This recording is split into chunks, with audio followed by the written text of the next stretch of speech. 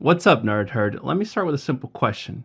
If you spent $3,000 on a brand new flagship graphics card, and when the box arrives, you open it, and inside it's just rocks wrapped in a towel, who actually failed? Was it the warehouse worker, a return scammer, Amazon's logistics system, or is this the predictable outcome of how modern tech retail works at scale?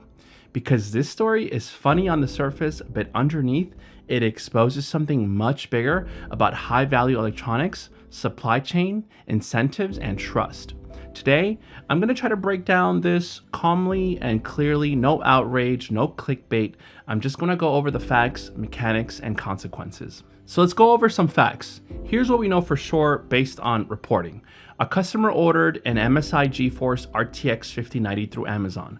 The total price, $3,000. The package arrived, the outer shipping box appeared normal. Inside was the retail GPU box. Inside the box, no graphics card, rocks, and a towel used as a filler. The GPU packaging showed signs of being opened and resealed. This story was first reported by WCCF Tech, and similar incidents have been documented before with high-end GPUs and CPUs. There is no evidence that the buyer staged any of this, but there is also no evidence that the package was swapped during final delivery.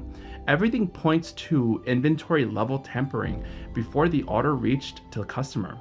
That distinction matters. Let's go over why this isn't a shipping accident. Let's address some common objections immediately. Could this be a shipping mistake? Well, no. And here's why. Shipping errors usually involve wrong item, missing item, or a duplicate item. They do not involve carefully weighted substitute objects, internal packaging resealed, or high-valued items removed cleanly. Rocks and towels are not random. They are weighted matching fillers. That strongly suggests intentional fraud, not logistical error. So let's go over how this type of fraud actually can happen. This is where we move from facts into industry documented patterns. Large retailers like Amazon operate on massive return volumes, automated intake processes, and the statistical trust, not an item by item inspection. So here are some common mechanisms. Someone buys a high value GPU, removes the GPU, replaces it with a weight substitute, reseals the box accordingly, then returns it. At intake, the box weight looks correct. The seal appears intact, and the system flags it as resellable. That unit goes back into inventory and the next buyer receives it. This is not theoretical. This exact pattern has been documented for GPUs, CPUs, smartphones, cameras. The higher the price, the smaller the object, the higher the incentive. Let me go over the RTX 5090 and why this is the most vulnerable. Let's go over incentives.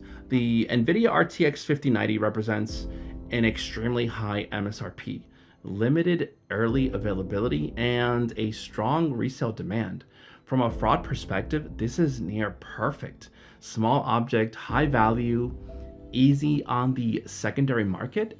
Now add this. Amazon optimizes for speed and scale, not boutique verification.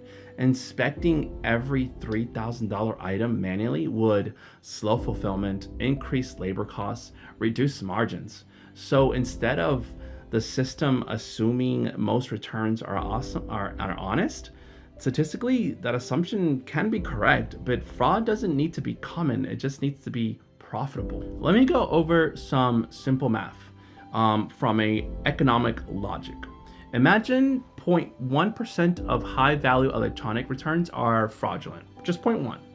At Amazon scale, that's still thousands of units. Now consider the cost trade-off.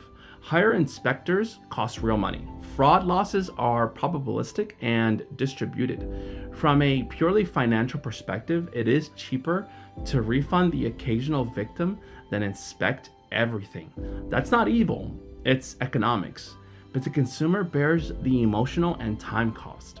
Now, let's go over that consumer impact. For buyers, this creates several real consequences. First, stress and burden of proof.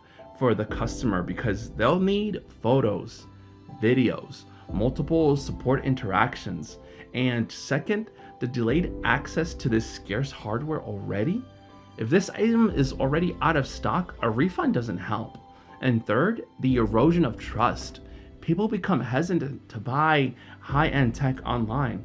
Over time, this can lead to stricter return policies, more friction for honest buyers, and ironically, this fraud creates an inconvenience for everyone else. So I've been seeing these questions around and I want to address some of these common objections, right? Let me address a few of the predictable ones. Amazon will refund it, so what's the problem? Well, refund fixes the money, but they do not fix the time loss, the opportunity costs, the anxiety. All right, so yeah, or why not just buy local?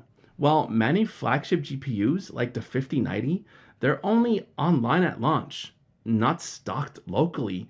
I mean, it's expensive and regionally limited, so choice is already constrained. And this is just one story. So yes, it is one story, but that fits a documented pattern, not an anomaly. So what does this incident really signal? Because this isn't about one GPU. It's about what happens when products get more expensive, supply gets tighter, systems rely on trust at a scale. The more valuable consumer tech becomes, the more pressure it builds at the weakest points. The incident didn't break the system, it revealed it. So let me be clear. Amazon didn't intentionally ship rocks, in my opinion. MSI didn't fail to build a GPU. NVIDIA didn't design a flawed product. This system friction is a point between scale, trust, and incentives. Most buyers will never experience this, and I'm sorry if you had. Not from me, but it's tough. But as these prices rise, you can predict that these situations can occur.